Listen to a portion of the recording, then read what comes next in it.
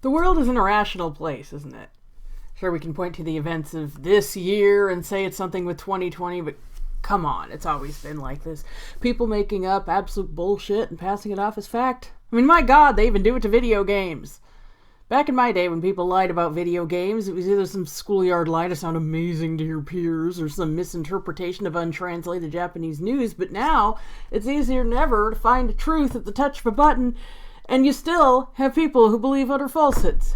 Well, this video is about Pokemon, specifically misconceptions about the villain characters throughout the franchise. I feel it does reflect on the human condition to some wider degree, not looking at deeper meanings, ignoring future events that disprove conjecture, rampant misunderstandings of serious conditions, complete ignorance of basic history, and so on. But rest assured those things won't be in this video directly. Well, one of them kinda, but you'll know when we get to it.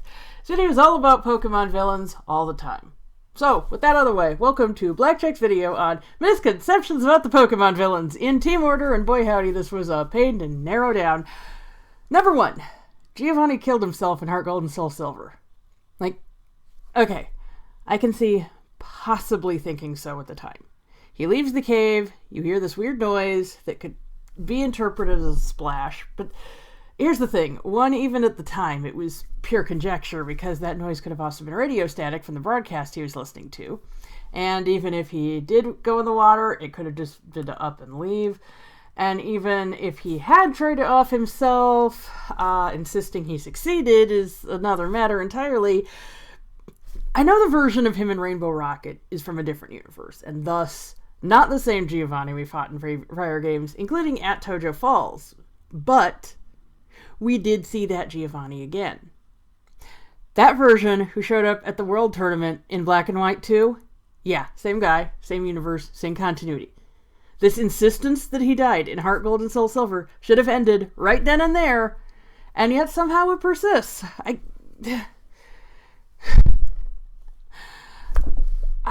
got into it once on Twitter. The guy who insisted the tournament wasn't canon because it takes place in the post-game.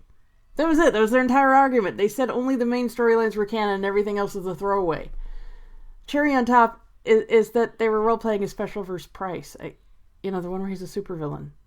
Post-games aren't canon, but entirely different continuities with completely different personalities are? What? Number 2.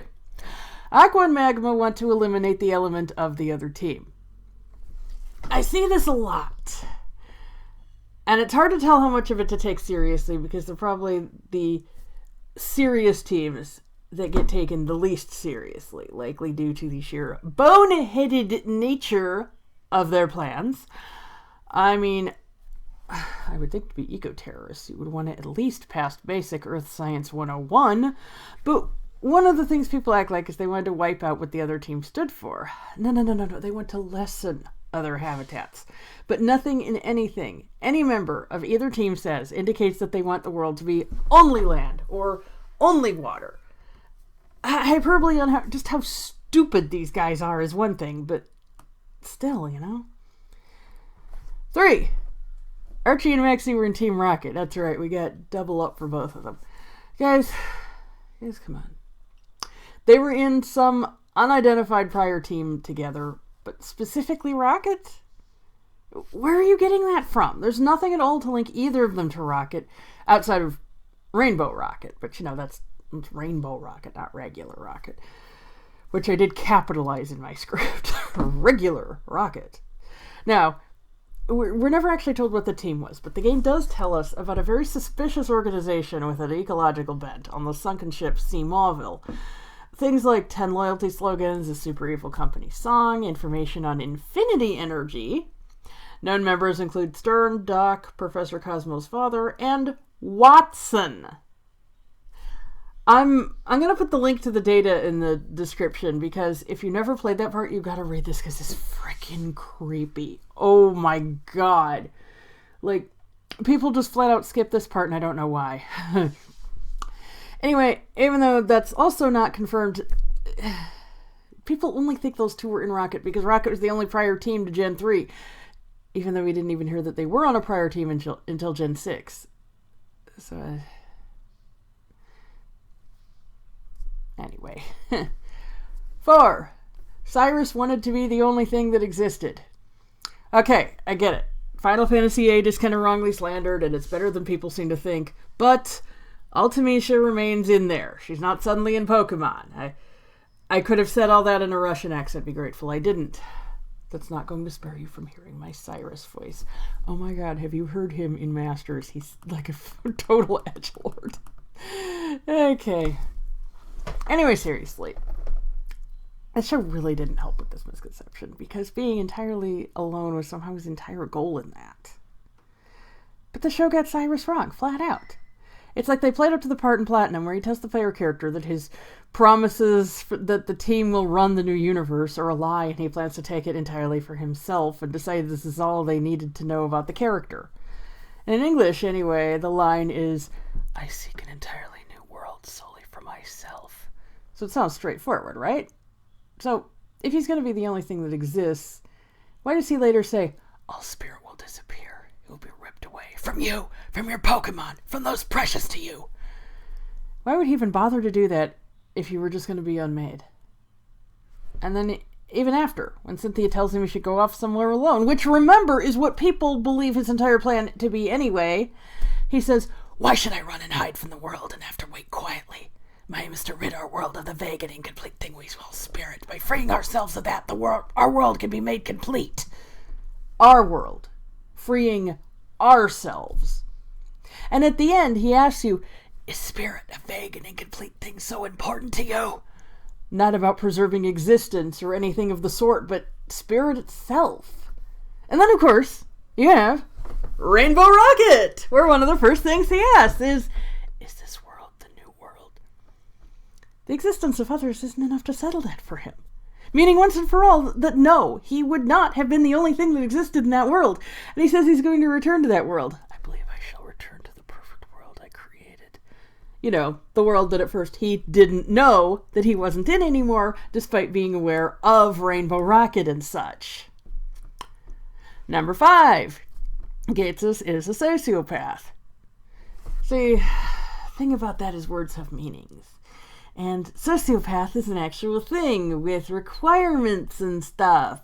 Certainly Gatsus is the most evil of all the bosses so far, so our instinct is to throw out words associated with evil behavior. But it's simply inaccurate. He simply doesn't meet the diagnostic criteria for it.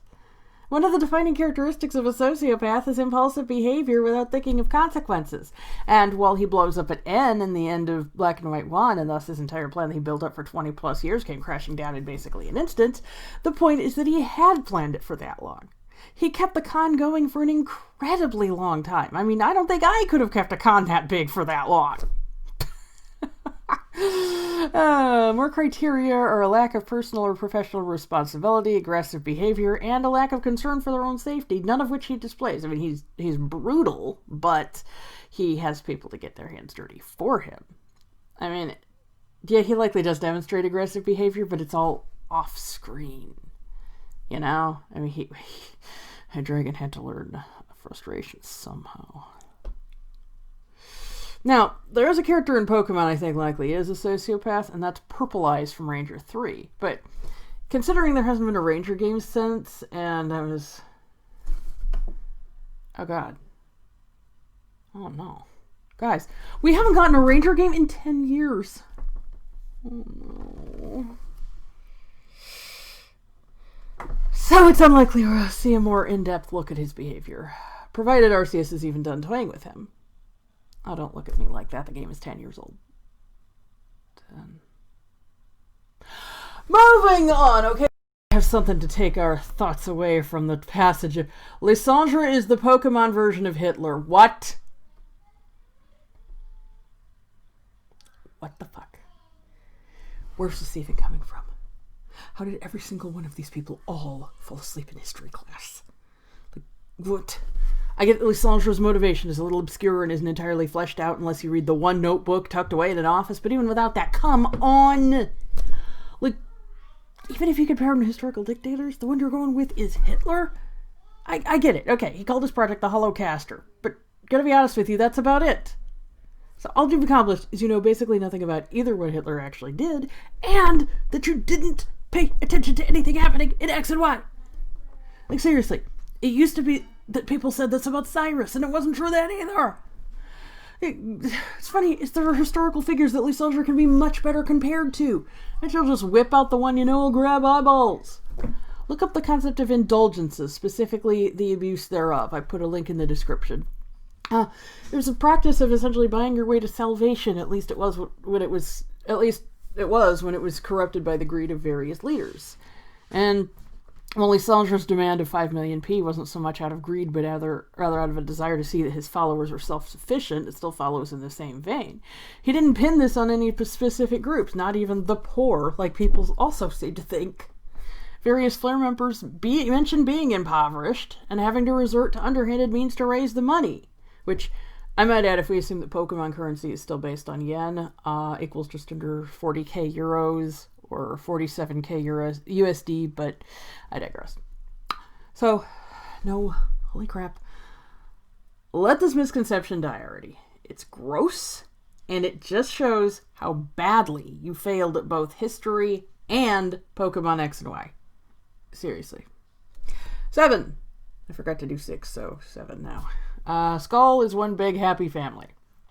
Okay. Out of all the misconceptions, this one is the least false, but it still isn't exactly true, insofar as they're a big family in a game that explores all sorts of families, but they're not happy. Gladion is an outcast even among Skull members, with grunts berating him for being homeless, and a lot of grunts talk about being terrified of Guzma's anger. Plumeria is called the big sister, and honestly, think about that. If Guzma is the drunken, abusive father, Plumeria being the big sister puts her in the position of a kid needing to take on undue responsibility. Granted, here she's a young adult around Guzma's age and possibly maybe older than him, but who knows. Still, I guess, I know the grunts still look up to Guzma, and they see him for the troubled figure he really is, desperate for approval and frustrated that his skill was unnoticed. But understanding someone and getting why they do things doesn't help mitigate fear very much. They're terrified of that man.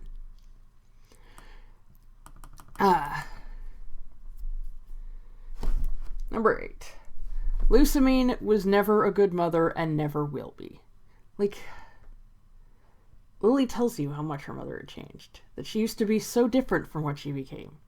You calling Lily a liar? Guys, for real. Lusamine is a very sick person. And the willingness to condemn everything she's ever done has some serious ramifications in the real world.